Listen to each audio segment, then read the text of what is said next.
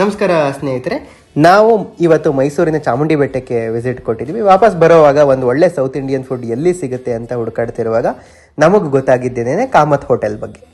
ಏನಪ್ಪ speciality Kamath hotel ಬಗ್ಗೆ ಅಂತ ಅಂದರೆ, ಇವರು ಅಥೆಂಟಿಕ್ ಉತ್ತರ ಕರ್ನಾಟಕ ಶೈಲಿಯ ಅನ್ಲಿಮಿಟೆಡ್ ಫುಡ್ನ ಪ್ರೊವೈಡ್ ಮಾಡ್ತಾರೆ. ಆಫ್ಟರ್ನೂನ್ ಲಂಚ್ಗೆ ಹೋಗಿದ್ವಿ, ಒಂದು ಸ್ಪೆಷಲ್ ಥಾಲಿನ ಆರ್ಡರ್ ಮಾಡಿದ್ವಿ. ಏನೇನಿತ್ತು ಈ ಸ್ಪೆಷಲ್ ಥಾಲಿಯಲ್ಲಿ ಅಂತ ಅಂದರೆ, ಮೊಸರು ಗೊಜ್ಜಿತ್ತು, ಉತ್ತರ ಕರ್ನಾಟಕ ಶೈಲಿಯ ಜುನ್ಕ ಇತ್ತು, ನನ್ನ ಫೇವ್ರೇಟ್ ಅದು, ಶೇಂಗಾ ಚಟ್ನಿ ಇತ್ತು, ಮಸಾಲ ಪಾಪಡ್ ವಿತ್ ಮೆಂತ್ಯ ಸೊಪ್ಪಿನ ಸ್ಯಾಲೆಡ್.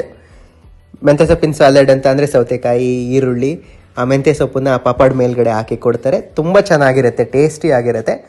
ಅದ್ರ ಜೊತೆ ಎಣ್ಣೆಗಾಯಿ ಪಲ್ಯ, ಸೊಪ್ಪಿನ ಪಲ್ಯ, ಎಲ್ಲ ಥರದ ಕಾಳುಗಳದ್ದು 3 ಪಲ್ಯ, ಟೋಟಲ್ 3 ಥರ ಪಲ್ಯಗಳು ಕೊಟ್ಟಿರ್ತಾರೆ.